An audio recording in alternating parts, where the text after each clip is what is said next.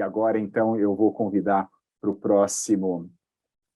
a próxima fala a senhora Carmen Zanotto, deputada federal, enfermeira. Ela é deputada federal por Santa Catarina, com especialização em administração hospitalar e recursos humanos. Ela foi secretária municipal, ela foi secretária estadual, então tem um amplo conhecimento aí dos desafios da saúde no país, e ela é da Frente Parlamentar Mista da Saúde, ela preside a Frente Parlamentar Mista da Saúde, e já esteve conosco em diferentes ocasiões, né, parceira de diferentes organizações também aqui representadas nesse evento de hoje.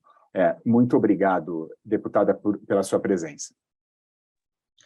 Boa tarde, Baroni, boa tarde a todos os convidados que já fizeram as suas falas, que aqui eu quero fazer em nome do Elton, nosso representante do Conselho Nacional dos Secretários Municipais de Saúde, pois é nos municípios, né, que as coisas acontecem no dia a dia da vida das pessoas, em especial das pessoas que precisam dos serviços públicos de saúde. Sem dúvida nenhuma, eu quero aqui, em nome da doutora Carla, saudar todos os profissionais endocrinologistas que apoiam todas as entidades que lutam na defesa dos pacientes e seus familiares com diabetes. Nós já avançamos muito via Ministério da Saúde na inclusão dos protocolos clínicos de novas insulinas, mas o que nós precisamos aprimorar cada vez mais é realmente que isso aconteça no conjunto de cada um dos nossos municípios, país afora. Ainda temos uma lacuna muito grande entre o direito dos pacientes com diabetes, e aqui nós estamos falando de uma população jovens, né, que são os pacientes com diabetes tipo 1, que até a compreensão deles e aceitação dos cuidados que eles precisam ter, precisa de um olhar diferenciado do poder público, em especial de cada um dos nossos profissionais das unidades básicas de saúde. Nós temos, enquanto Câmara Federal, procurado avançar no apoio, inclusive na discussão que teve uma interrupção, vamos dizer assim, por praticamente 2 anos em função da pandemia do Covid-19. Então, o conjunto de secretários municipais, secretários de Estado, Ministério e nós, no Parlamento, muito debruçados em garantir o básico para o enfrentamento da pandemia, que foi desde uma simples máscara lá atrás, até os kits de intubação e as vacinas. A gente precisa agora, na minha opinião, em especial, e aqui quero ser ouvida também por parte dos demais debatedores, trabalharmos a implementação da Lei 13.895, que institui a Política Nacional de Prevenção do Diabetes e de Assistência Integral à Pessoa Diabética. O que significa isso? Desde as questões da prevenção até o monitoramento de cada um dos pacientes, e, em especial, a entrega das insulinas de forma adequada, que quando a gente tem a caneta, não falte agulha, quando tem a caneta e a agulha, não falte a insulina, e que essa organização dos serviços, quando a gente fala integral, é uma política de uma linha de cuidado realmente na sua integralidade. E para a gente ter essa integralidade, a gente precisa da formação, da compreensão da família, do que é ter um paciente nessa faixa etária com diabetes, dependendo de controle rigoroso da sua glicemia, a compreensão da escola, quando ele está no período escolar, da importância de se aquele aluno apresentar algum sinal de uma hipoglicemia ou hiperglicemia, qual é a atitude que a escola precisa tomar, porque nós estamos falando de pacientes jovens, que nem sempre têm a mesma disciplina dos demais pacientes com diabetes, até em função das suas atividades escolares, até da sua condição de facilitar um pouco mais com alimentos que não deveriam e não poderiam ser consumidos. Então, esse texto da lei, né, que foi apresentado na época pelo deputado Raimundo Gomes de Matos, que foi amplamente discutido com os gestores de saúde, com os profissionais da área da saúde, eu vejo neste momento como carro-chefe porque nós, né, ele foi aprovado em outubro, sancionada esta lei no dia 30 de outubro, e nós não tivemos o tempo adequado, em função da pandemia, para aplicarmos o que diz, então, na política de prevenção do diabetes e de assistência integral à pessoa com diabetes. Eu acho que esse é um primeiro passo que a gente precisa adotar como o mais emergencial, é avaliar se o que está no texto da lei a gente consegue cumprir, se não estamos conseguindo cumprir, por quê, o que é que precisamos fazer para garantirmos o cumprimento, então, e o acesso em cada um dos municípios brasileiros, porque nós não podemos ter uma política pública na sua integralidade se nós não tivermos um atendimento, no mínimo. E o Elton sabe do que a gente está falando quando a gente fala de mais de 5 mil municípios. Nós temos municípios e regiões deste país que nós não temos um médico especialista. Então, a dificuldade, e eu estou falando aqui da cidade de Lages, do meu querido estado de Santa Catarina, por exemplo, nós não temos, na região serrana como um todo, que compreende 18 municípios, nós não temos à disposição do Sistema Único de Saúde o endócrino pediatra. Então, o acesso à consulta pelo Sistema Único de Saúde se dá no serviço da capital. Então, se nós aqui em Santa Catarina sofremos isso, eu imagino, e que não estamos numa área isolada, como isso pode se dar em outras regiões do país que tenham mais dificuldade de garantir o acesso aos pacientes dos médicos especialistas. Então, como garantir a permanência ou o atendimento dos profissionais pela rede pública? Nós temos, sim, 2 endocrinologistas na cidade, mas elas não estão vinculadas aos serviços públicos de saúde. Então, a dificuldade de acesso às orientações de um profissional especialista é muito grande, então fica comprometida a questão da assistência como um todo, em especial para as nossas crianças, e isso é um desafio que todos nós temos, como garantir o médico especialista, o endocrinologista, pelo menos um profissional dando atendimento para um conjunto de municípios na condição de especialista e não só o acesso ao clínico geral para as primeiras orientações e o acompanhamento dos casos mais complexos. Uma outra questão que a gente precisa enfrentar é a questão da formação dos profissionais da área da saúde.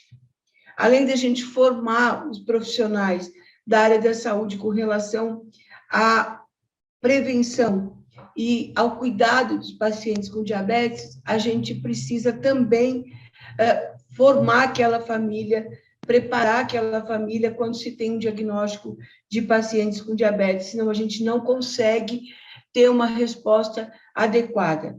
Por mais que lentamente, muito lentamente, a gente esteja conseguindo incluir as insulinas especiais no conjunto das insulinas que são distribuídas pelo Sistema Único de Saúde, porque eu ainda sou da época que a gente só tinha a NPH como insulina sendo distribuída, e a gente conseguiu avançar, e isso é fruto, e aqui eu quero agradecer o convite do Diabetes Brasil, porque é fruto do trabalho da sociedade civil organizada, pressionando o parlamento nos debates, o parlamento dialogando com o Ministério da Saúde, com os secretários estaduais e municipais, e a inclusão, então, por parte da sociedade civil organizada, por parte da Sociedade Brasileira de Endocrinologia e Diabetes, porque se não fossem os profissionais defendendo a necessidade dos seus pacientes, com certeza absoluta nós não teríamos um SUS avançando, repito, mesmo que lentamente, mesmo com todas as dificuldades iniciais de disponibilização dessas insulinas, a gente está conseguindo avançar. Então, a gente ainda tem na Câmara alguns outros projetos de leis ser deliberados.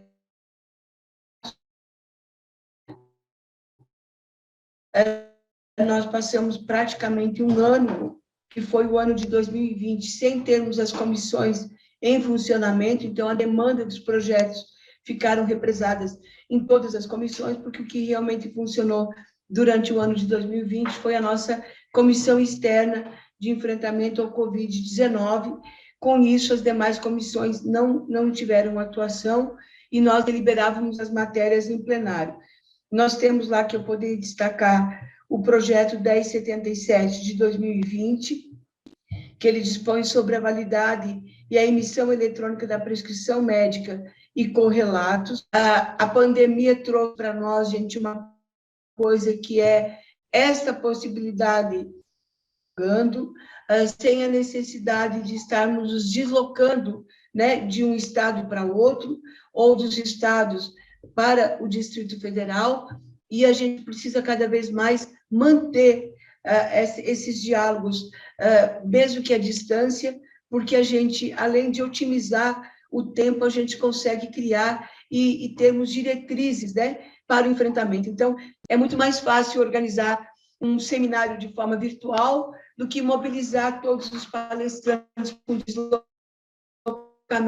Então, como que a gente pode intensificar a formação dos profissionais e a formação dos familiares com diabetes, para que a gente possa ter melhores resultados no controle, na utilização correta, desde a lanceta até a glicofita, até o armazenamento adequado da insulina e o controle, então, para que a gente não tenha riscos, né, como acontece ainda muito, de internamentos por complicações, por falta do preparo mesmo e do cuidado com o paciente com diabetes. Então, a gente tem este, que é deputado Jorge Sola, eu sou coautora, a Mariana Carvalho, o Paulo Ganini, a Paula Belmonte, o Rodrigo Coelho, o doutor Zacarias Calil, entre outros colegas deputados, que essa matéria está lá ainda para ser deliberada. Tem outro projeto, que é o 3668, também de 2020, que regulamenta a manutenção do conjunto ordenado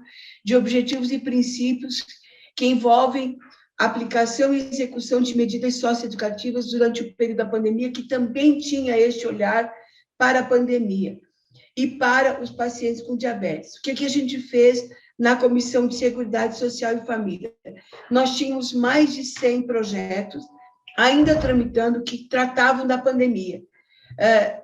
Após muita discussão com o nosso presidente e com um conjunto de colegas deputados da Comissão de Seguridade Social e Família, todos os textos que tratam de diabetes, que tratavam de Covid-19, independente de estar correlacionados com a diabetes, outras doenças, ou público-alvo para ser vacinado, eles foram todos propostos que se tenha um arquivamento e se desarquive conforme a importância daquelas matérias em função do momento epidemiológico que nós estamos vivendo da pandemia.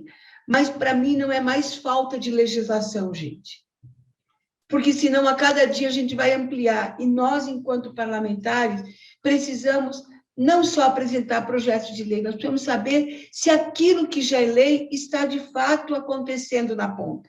Eu acho que isso é a coisa mais importante que nós temos que ter para nós, enquanto Frente Parlamentar Mista da Saúde, Frente Parlamentar em Defesa dos Pacientes com Diabetes, entre as demais frentes parlamentares, como do câncer, como de imunização, dentro dos textos legais já existentes, do Sistema Único de Saúde, nós conseguimos e estamos garantindo aquilo que é de direito dos pacientes, a inclusão de novas terapias, e novos medicamentos e novas tecnologias estão chegando para o usuário no momento adequado, ou o acesso, em muitos dos casos, ainda está se dando por ação judicial, e aí alguns têm o direito adquirido pela ação judicial e outros não têm. Então, é isso que nós precisamos. Parlamento brasileiro, CONAS, CONASEMES e Ministério da Saúde, que são gestores tripartite da área da saúde, ouvir a sociedade civil organizada dos pacientes e ouvir os especialistas.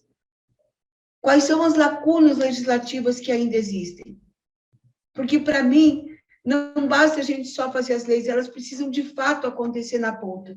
Então, destaco novamente a 13.895, por ser uma das leis mais recentes, uma ampla, mas que na prática ainda ela não está sendo implementada no conjunto dos municípios em função de 2 anos praticamente de pandemia do Covid-19.